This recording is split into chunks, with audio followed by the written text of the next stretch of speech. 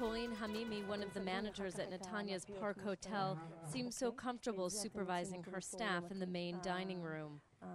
By her calm demeanor, you'd never know that this very room holds horrifying memories for Corinne.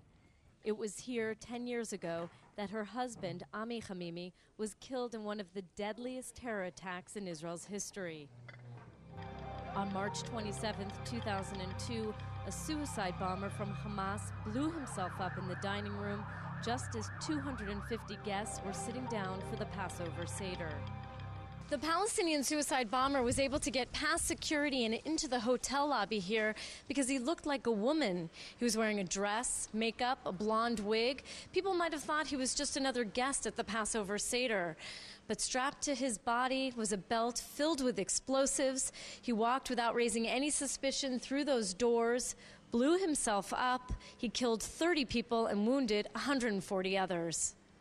Corinne's husband, Ami, was the manager of the Park Hotel and was on duty for the big Passover Seder.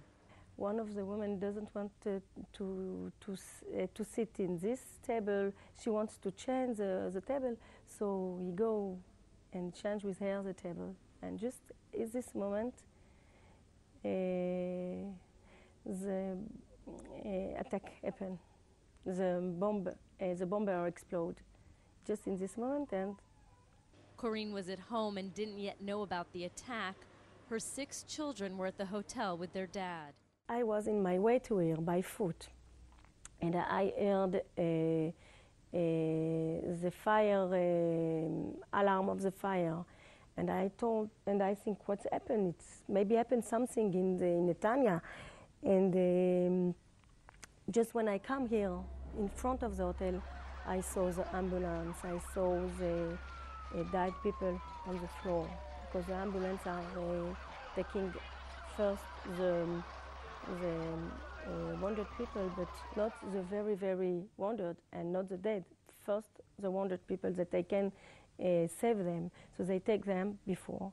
And there was dead people on the floor. And Ami, my husband, was not in the ambulance. Ami was not in the lobby area either. In a panic, Corinne searched and found all of her children. Her youngest, 7-year-old Netanel, was the last to turn up. And after a few minutes, a little girl come with Netanel in his hand, because he was wounded in the knee. He can't walk. Sorry. So she take him in his hand, and Netanel say, "We have to pray all the time, because you see what's happened." טוב, תעצור עכשיו. לא מצלמת יותר.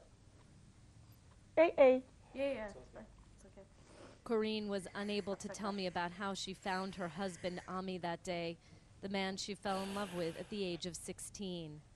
Ami's body was later found in the dining hall. Small steel balls unleashed from the terrorist bomb had penetrated his brain, and he died 2 days later. In the beginning, I can't. It was impossible to explain you what I feel. I was so weak, and I don't want to live. I want to dead, just like this. Across town, Dalia Falistian Karim tells me she also went through depression after the suicide bombing at the Park Hotel. Her mother, Devorah, and her father, Michael, died in the attack. 1 year, the first years, I didn't eat. I can't to start to go work, and I can't to talk with anybody, And all this time only for this, because I didn't believe what's happened. Dalia was supposed to join her parents for the Seder that night at the Park Hotel, but at around 7 p.m., about 30 minutes before the terrorist attack, she called to tell them her new fiancé wanted the couple to dine with his parents. This is the last one. I talk with my father. This is this last week I hear divorce and my father and my mother. That's it. News of the suicide bombing reached Dalia by midnight. She didn't go to the Park Hotel. She ran from hospital to hospital, praying her parents were among the injured. At 5 a.m., her uncle called her to come to the morgue to identify the bodies. She collapsed in front of the doctor. This time, I put it in the floor. I go down, so he take me, And after he said, "You are ready to see him?" I said, "Yes, I'm ready." And I can't believe, I can't believe. And he's open a window like this, and I see all just the face and nothing else. Those last images of her parents still haunt her, Dalia says. She tries to replace them with photos of the good times. She celebrates the couple from Iran who were pillars in Netanya's Persian community, who generously helped those in need. My parents is very good people. Is a special people. All the people come to my flat. If it's a problem, women come to see my mother. If it's a problem, come to see my father. Coping with the loss of her parents has been extremely difficult for Dalia. Prayer, she says, gives her strength, but still there are days like today when the pain and anger rush back. I shout and I cry and I said for him everything, and I said, "Where are you? Where are you? Why you leave me alone? Why you leave me alone?" I know his parents is going to die. This is the life, yes, but not like this. Dalia never got married. Her fiancé tragically died of a heart attack the year after her parents passed away. A long estranged sister provided little help as she struggled to overcome a second loss and new financial problems. But Dalia finally found strength and support in a new organization that helps victims of terror. I've been only with my OneFamily. This is my family. OneFamily is my family. Why is my family? Because he called me, he asked me, he take care of me, he's helped me where I need the money, if I need something else, everything. That's the kind of personal relationship with the victim of terror that Mark Belsberg and his wife Chantal set out to develop when they started their nonprofit, OneFamily, back in 2001. As the wave of terrorist attacks grew during the Second Palestinian Intifada, or uprising, the Belsbergs realized Israeli victims needed more personal, tailor-made and long-term care than what the government could provide.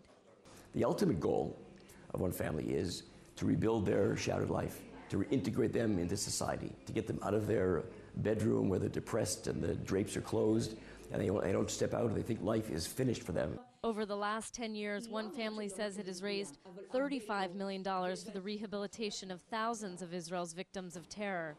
They've covered the cost of medical care, mental health treatment, vocational training, legal fees, living stipends, and children's camps. OneFamily social worker Batya Weinberg, here in the pink, treats Dalia. She calls and visits her regularly and even helped her get a job in a clothing boutique. One day when I came to Netanya, and I have to start find another work. And to OneFamily, she's taken care of me, is Batya, and she's moved with me all the Netanya, the street in Netanya, to help me to find work. Okay.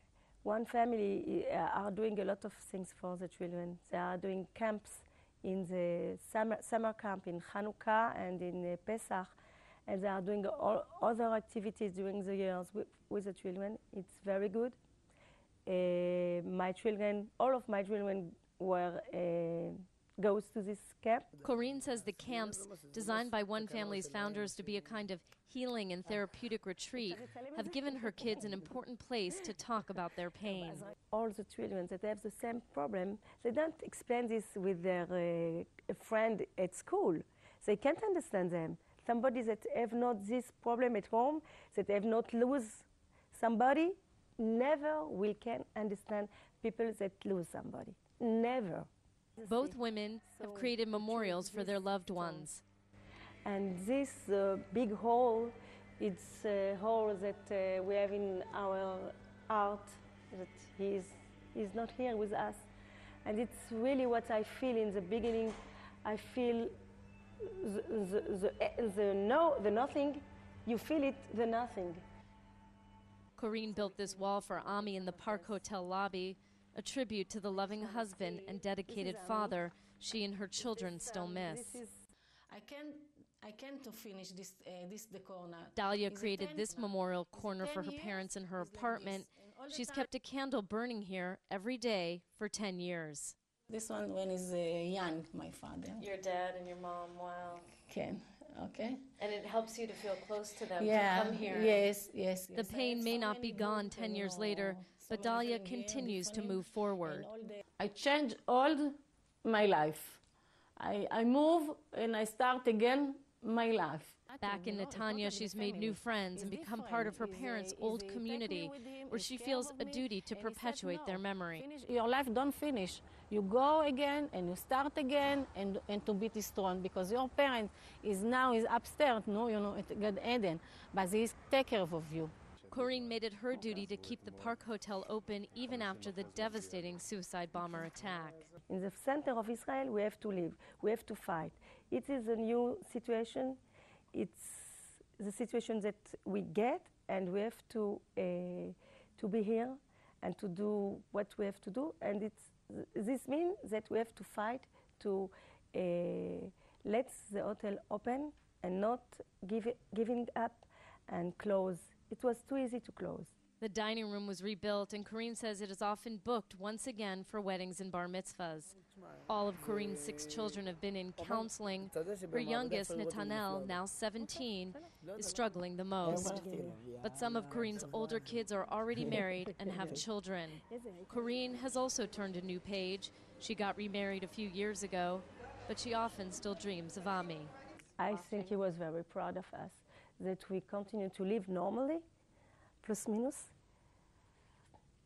and that the children are happy. Plus or minus is perhaps the best way to put it. These 2 courageous women have forged new lives on the heels of great loss. Jordana Miller, JN1, Netanya.